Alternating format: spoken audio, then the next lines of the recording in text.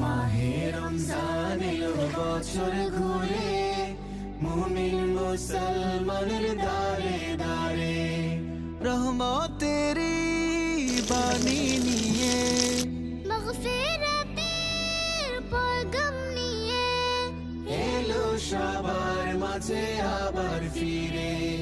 মাহে রমজান এলো বছর ঘুরে, মুমিন মুসলমানের দারে দারে। মাহে রমজান এলো বছর ঘুরে, মুমিন মুসলমানের দারে দারে।